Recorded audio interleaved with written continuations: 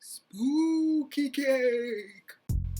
Hi guys, my name's Pauline, aka The Awkward Domestic, and today I'm coming to you with a baking fail. Well, maybe not a baking fail, and to be honest, the cake was just fine. The decorations were just ugly. Recently, I set out to make a spooky cake for Aiden, my friend Allison's 3-year-old. Happy birthday, Aiden! She threw such a cute birthday party for him. I make 2 different kinds of cake for this cake. I'm going to show you how I make my almond cake. First thing we need to do is prepare our cake pans. We want to make sure the cakes slide out nice and clean, so we're doing a 3-step process today. The first step is butter it, the second step is flour it, and the third step is putting a sheet of parchment paper in the bottom. I'm going to cut my parchment so it just barely fits in the bottom. First thing I'm going to do is bring my ingredients to room temperature. Really, I didn't take them out of the fridge early enough. It's perfect. You can see it's softened, but not melted. And I'm going to be using this Domino golden sugar because it's a little less processed, and I don't really care if it has a slightly darker color. After I put on the paddle attachment for my stand mixer, I dropped in 2 sticks or 1 cup of butter. Next, I'm going to add to it 1.5 cups of sugar. Time to get them creaming.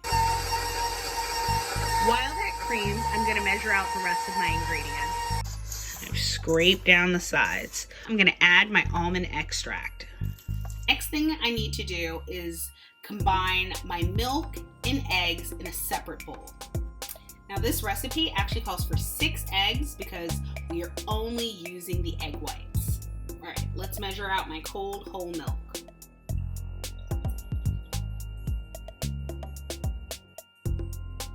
There we go, that's 1.5 cups. And now I'm gonna add my eggs. If you're anything like me, you are not perfect. So you probably want to do my favorite baking hack, which is crack your eggs in a bowl with a white bottom so you can see if you get any little shell particle. Because I'm not forking around. That was awkward. This recipe calls for cake flour. It just completely changes the texture. The gluten in regular all-purpose flour is a little bit too heavy for making a cake, so be sure to use the right flour. I need 3.5 cups of flour. Now I'm gonna grab 4 teaspoons of baking powder. And the next thing I need to do is add 1/3 of my dry ingredients. Now I'm gonna do 1/3 of my wet ingredients. Alternate back and forth between wet and dry ingredients until you're finished with all of your wet and dry ingredients. Now I'm going to stop and scrape down the sides of my bowl just to make sure that all of my butter and sugar is fully incorporated. For this, I'll actually go ahead and lower my stand mixer so I have more access to the bowl. Cake batter, even more so than the cake itself, is just undeniably delicious. Now I'm going to pop my cake pans in an oven that I've preheated to 350 degrees. I wanted the inside of the cake to be as cute as the outside, so I decided to alternate orange and white layers of cake. The orange layers of cake are actually a vanilla flavor, while the white layers are an almond flavor. I did a similar process to bake my vanilla cake. I bake that vanilla cake so often, I actually think I'm going to do a separate video just on that, because it's worth knowing. I make my own buttercream frosting. For this recipe, I whipped up a batch and dyed it purple. The crumb coating locks in the crumbs and stops them from poking through when you're doing your final coating of icing. That makes the cake look really neat once it's completed. Crumb coated it in this like dark, spooky purple shade. Now I'm going to stick it in the freezer so it can harden for about 45 minutes to an hour, and then I will give it a top coat of icing. My original idea for this cake was one of the spiderweb cakes that you may have seen on Pinterest or Instagram. To create the marshmallow spider webs, what you do is you heat up marshmallows, and then you mix them, put them through between your fingers, and pull it apart to create web-like strings. Then you use those strings to wrap around the cake and hopefully get a spiderweb effect.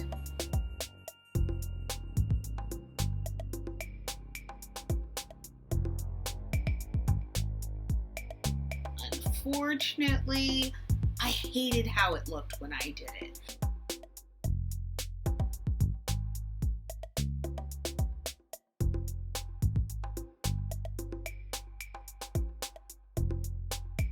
The ones I saw online were so cute, but I just couldn't achieve the effect that I had seen, and so I decided it was time for plan B. In the end, I thought this first cake looked more sad than spooky, and that just wasn't what I was going for. A cold cake is easier to work with, and that's important when you're decorating. Making sure the cake stayed in great condition was important because I wanted to use the same cake as a base.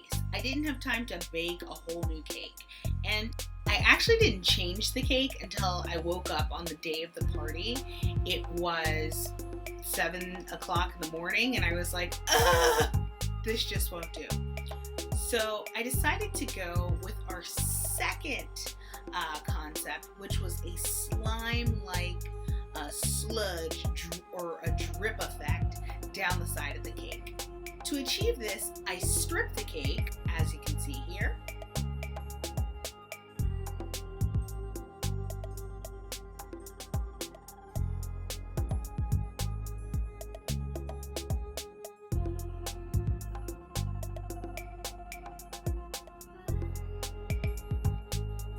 And then I tempered some chocolate,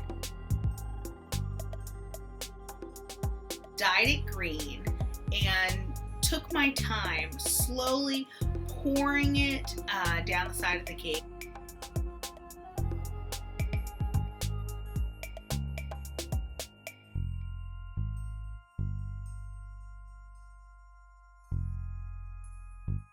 Using my baking tools to shape the sludge.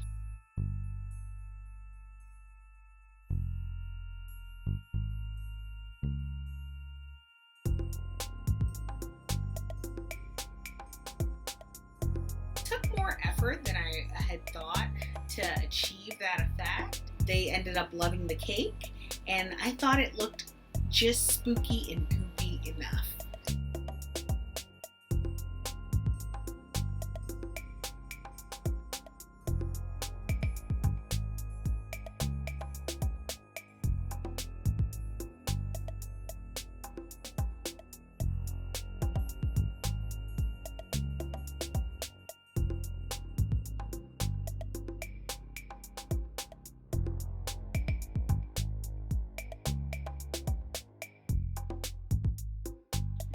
Thanks so much for watching my video. If you like this decorating video, make sure you hit the like button and subscribe so that you'll have more of my content coming to you. Bye!